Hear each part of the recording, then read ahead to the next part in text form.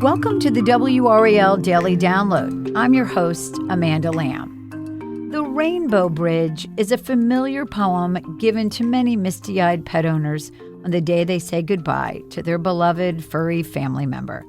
Did you know that the Rainbow Bridge is also a real place right here in North Carolina?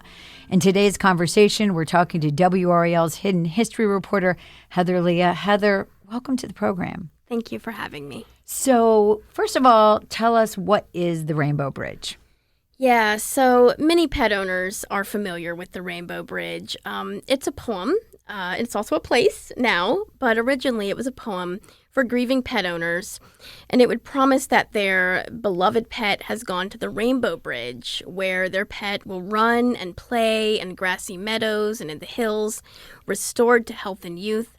And it's here at the Rainbow Bridge where these beloved pets will wait for us, their pet owners or their family, until we find them again. And there's one of the quotes is, "When you and your special friend finally meet, you cling together in joyous reunion, never to be parted again. You look once more into the trusting eyes of your pet, so long gone from your life, but never absent from your heart." Well, this poem has comforted many grieving pet owners, and there's an artist, Amy Wald, who lost her own beloved dog, and she created a real rainbow bridge.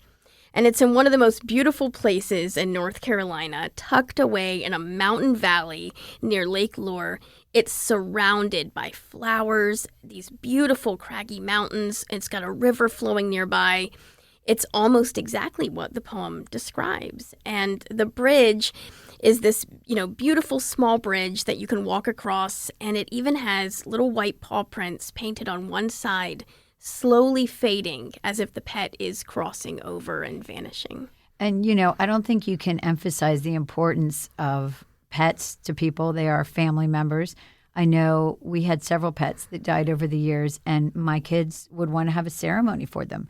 And we would talk about them, and we actually buried them in our yard and had little markers, and it was really important to them and to us to do that. So tell us how you found the Rainbow Bridge. Yeah, so I found the Rainbow Bridge last summer. So just like a year ago, I was there and I was visiting a larger area, a tourist area, the Lake Lure Flowering Bridge. And I was there with my own dog, Willow. And Willow and I made some beautiful memories there. It's a pet-friendly bridge. It's beautiful. And again, this is the larger bridge where the Rainbow Bridge is built towards the bottom of the bridge near the river. And it's very pet-friendly. They've even got like a little pet dog stick library where a dog can borrow a stick and play with it. They've got, little bowls of water for dogs. And Willow and I made some beautiful memories there. And I found this little rainbow bridge, and I was totally shocked. I had no idea that was there. And it was almost brand new at the time. It had only maybe a dozen collars on it, but you could see that grieving pet owners were visiting this rainbow bridge and leaving memorials for their pets. And it's this beautiful, quiet spot that had become a sacred place for the few dog owners who knew of it. And for me, I went down to it. Of course, I recognized what it was, and it was heartwarming, but it was very somber being there with my own dog, Willow, who was alive and healthy and smiling and having just the best trip to the mountains. And I really decided then and there that whenever I lost Willow, who was about 12 at the time, that I would want to come back to this Rainbow Bridge myself and remember her there. Well, when we come back, Heather's going to share what happened at the Rainbow Bridge since then and her sad return visit.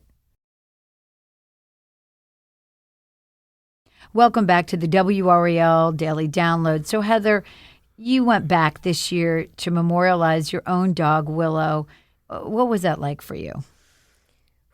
It was surreal because we were only there last year, and when I was standing there last year, promising to return when I lost Willow, I thought maybe in 4, 5, 6, 7, 8, 9, 10 years, even though she was 12, of course, I hoped she would live forever. Because that's what we expect. That's we what don't we think expect. about losing our pets. No, we don't. And I will tell you, when I saw the bridge last summer, I wrote a story about it for WRAL because I just thought what a beautiful thing to do for pet owners, that an artist had built this.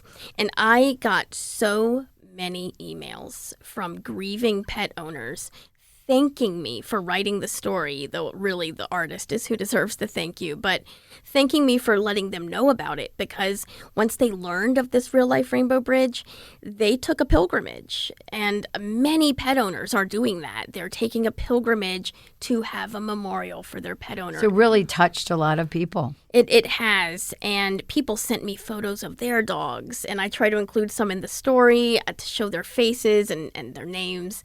And this year, actually, just this summer, not long ago, I took my own pilgrimage and I joined those pet owners in their grief. I made a collar for Willow. I did not bring her actual collar because it's got little pieces of her hair in it, and she's worn it her whole life, so I couldn't part with that. But I made a memorial collar for her, and I brought it down to this place where we had shared such happy memories. And when I hung her collar on the bridge and saw her name on the bridge, it felt not real. Like her name shouldn't be there yet, Right. you know? But I will tell you, I was amazed at how much the bridge had changed in just a year. Instead of just a few collars, it was covered. Hundreds of collars, toys, photos, poems, messages, final goodbyes. At least 6 or 7 visitors came that day while I was there attaching Willow's collar and grieving her. So it's made an incredible impact. Yeah, I mean, that's just so interesting to hear that so many people, I mean, it's got to be cathartic, right? To go to a place like this where other people have experienced the same feelings, and to know that, you know, we all go through grief when we lose a pet. I mean, I've lost pets, you know, and it's really, it's undescribable. Well, I know other people want to visit the Rainbow Bridge, and so how can people do that? So the little bridge is by the river beneath the Lake Lure Flowering Bridge, which again is a pet-friendly place that's beautiful. I would recommend bringing your pets while they're alive and making some memories there. If you go to the story online on WRAL.com, it's going to have photos of the Rainbow Bridge. It's a place for visiting, again, while your pets are alive. If you can, make those memories and then memorialize them, hopefully many years later, in this place where you've made beautiful memories. I am so lucky to have pictures of Willow there at the Rainbow Bridge, and then to go back and say goodbye. And there's this, again, another part of the poem that I think is why this is so meaningful to people. When you and your friend finally meet, you cling together in joyous reunion, never to be parted again. The happy kisses rain upon your face, your hands again caress the beloved head, and you look once more into the trusting eyes of your pet. And then you cross the Rainbow Bridge together. That's beautiful. Thank you so much for sharing your experience, and also for sharing Willow with us. And I know my heart and everybody else's heart who's lost pets go out to you. So, Heather, where can we find the rest of your stories? If you go to WRAL.com and you search Hidden History, you'll find them there. Okay, great. So we have an update to share about this story. Heather is joining me again. And Heather, when we first talked about the Rainbow Bridge, it was a while back, and you have an update to share with our listeners. Yeah, it was this summer that we went to visit it, to leave a memorial for our dog Willow, who we'd had for 13 years. And